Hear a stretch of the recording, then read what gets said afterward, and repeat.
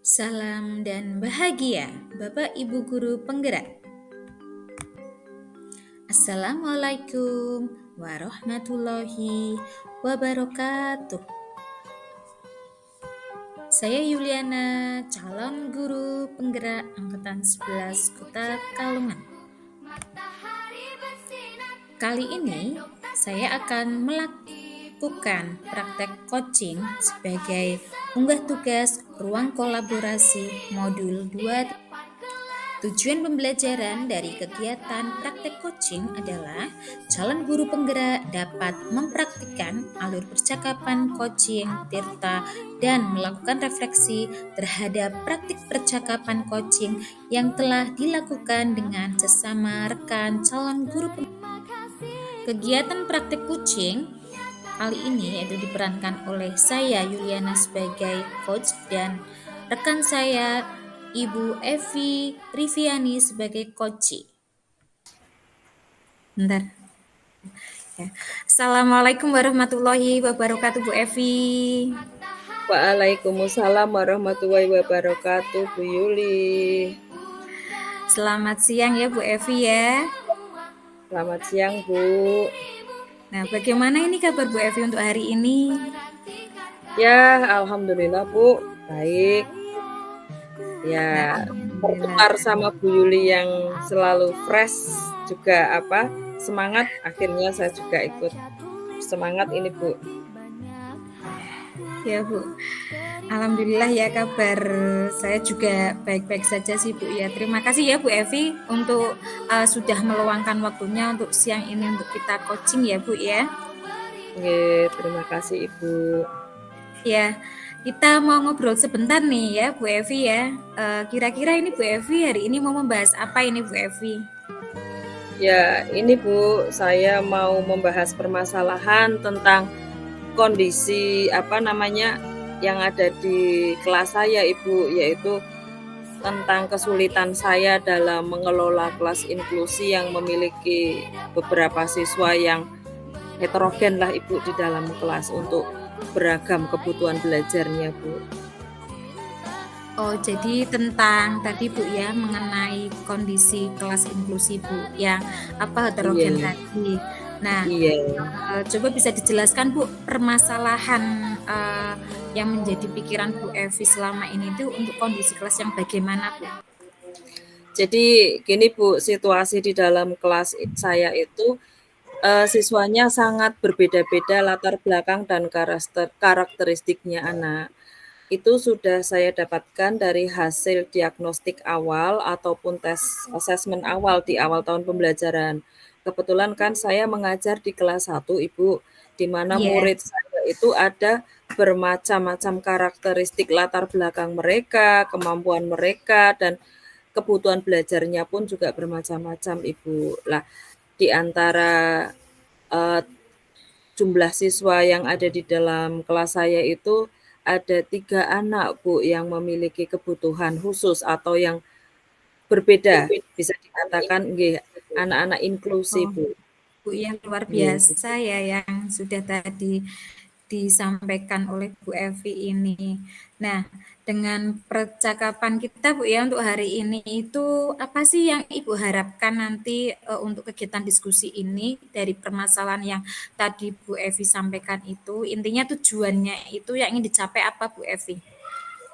Jadi gini ya Bu Yuli ya, saya itu sangat mengharapkan supaya di mana anak-anak yang memiliki kebutuhan khusus atau anak-anak ABK ini juga mendapatkan pelayanan dari saya, pelayanan pembelajaran yang merata sesuai dengan capaian pembelajarannya atau kemampuan mereka, dan akhirnya mereka pun juga bisa turut aktif dalam proses pembelajaran yang ada di dalam kelas saya. Selain itu juga saya pingin banget Bu bisa memahami materi, mereka bisa memahami materi yang saya sampaikan serta akhirnya mencapai perkembangan kemampuan belajarnya masing-masing sesuai dengan keadaan mereka Ibu.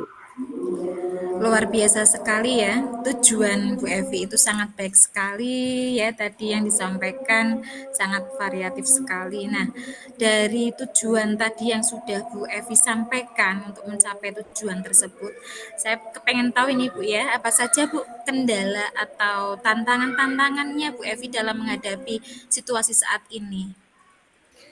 Lah, itulah Bu, seperti yang tadi saya sampaikan sebelumnya sama Bu Yuli, saya itu mengalami banyak kesulitan atau beberapa kesulitan ya Ibu ya, menghadapi anak-anak yang heterogen di dalam kelas itu termasuk anak-anak inklusi tadi, seperti dalam apa namanya, menyusun materinya, akhirnya kan saya harus menyusun materi secara variatif Ibu, karena saya juga harus menyesuaikan kebutuhan mereka dengan kemampuan mereka serta ya diferensiasi yang mereka miliki, Ibu. Selain itu juga saya juga mengalami kesulitan untuk memilih metode pembelajaran yang tepat untuk anak-anak ini, Bu, agar semuanya bisa terlayani dengan baik. Dan selain itu saya juga ada kendala, ada kesulitan Bu Yuli dalam mengelola kelas siswa ini akhirnya kan jika saya konsentrasi ke salah satu siswa yang membutuhkan saya, akhirnya beberapa siswa yang lain terabaikan gitu loh, Bu. Jadi saya dalam mengelola kelas itu masih mengalami kesulitan, Bu Yuli. Iya, banyak sekali Bu ya kesulitan-kesulitan yang tadi Bu Evi sampaikan luar biasa sekali. Nah, dari kesulitan yang tadi ya Bu ya, ada beberapa tadi. Menurut Bu Evi, apa sih yang dapat Bu Evi lakukan untuk mengatasi kendala-kendala tersebut Bu? Tentunya Bu Evi itu punya rencana apa ke depannya? Ya, mungkin saya bisa melakukan istilahnya pemetaan siswa terlebih dahulu ya, Ibu, ya. Di mana pemetaan siswa tersebut saya bagi dalam beberapa kelompok, namun tidak begitu kentara antara anak yang kurang mampu dengan anak yang mampu. Jadi saya ratakan, saya bagi dalam beberapa apa namanya?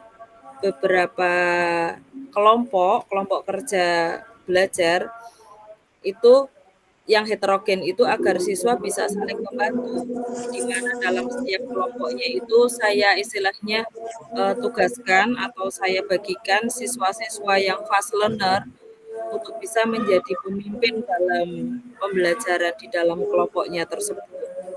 Selain itu ya, saya juga ingin banyak belajar tentang metode pembelajaran yang bisa disesuaikan dengan kebutuhan anak-anak inklusi tersebut, Ibu, atau anak-anak yang memiliki kebutuhan khusus tersebut.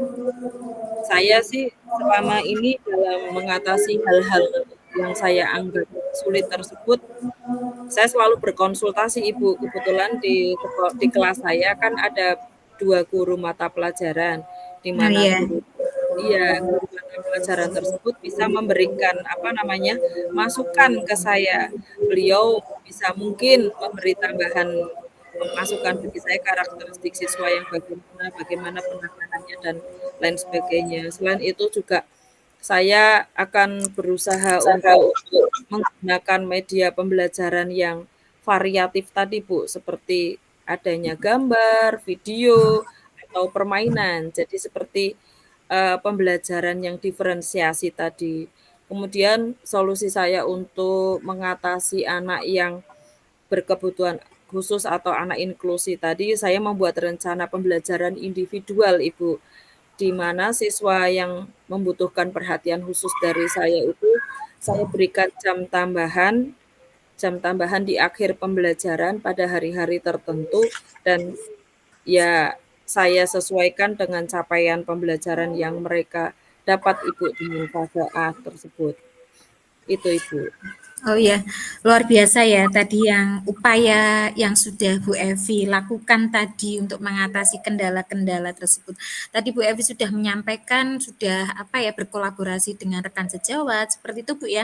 Terus kalau itu kan yang masih dalam lingkup kelas Bu ya, masih dalam lingkup sekolah maksud saya. Iya. Kalau yang di luar apa ya, di luar sekolah itu untuk kolaborasinya Bu Evi sejauh ini sudah sampai mana Bu? untuk bekerja sama Untuk dengan yang lain? kolaborasinya selain dari pihak dalam sekolah atau di dalam lingkungan sekolah, saya meminta kerjasama juga dengan orang tua, Ibu, kerjasama dengan orang tua, di mana ada pendampingan khusus bagi anak-anak inklusi tersebut agar selalu membimbing dan mendampingi di rumahnya. Jadi ketika di sekolah itu berarti anak menjadi tanggung jawab saya, dan ketika anak di rumah berarti didampingi lanjutan oleh orang tua. Jadi saya minta kerjasama atau kolaborasi dengan orang tua.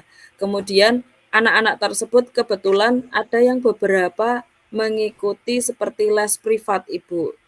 Oke, jadi saya Gitu. bekerja sama dengan guru les privat itu untuk ya membantulah, membantu anak tersebut istilahnya mencari penyelesaian dalam kesulitan mereka belajar gitu, Ibu. Oh, itu berarti Bu Evi sangat luar biasa sekali ya. Sudah berkolaborasi aktif, menjalin komunikasi dengan orang tua seperti itu. Tadi yang misalnya Bu, yang dari Bu Evi pernah apa ya berkonsultasi dengan apa ya pihak dinas pendidikan terkait mengenai permasalahan yang Bu Evi alami ini sudah belum Bu? Alhamdulillah saya sudah berkonsultasi dengan pihak Lakondik dari Dinas Pendidikan Kota Pekalongan dan anak-anak tersebut juga sudah diadakan tes IQ atau tes pemahaman serta tes kemampuan anak tersebut. Jadi nanti tinggal menunggu hasil dari pihak Lakondik untuk kedepannya kita tindak lanjutnya bagaimana. Oh, sangat beragam sekali ya, Bu, ya.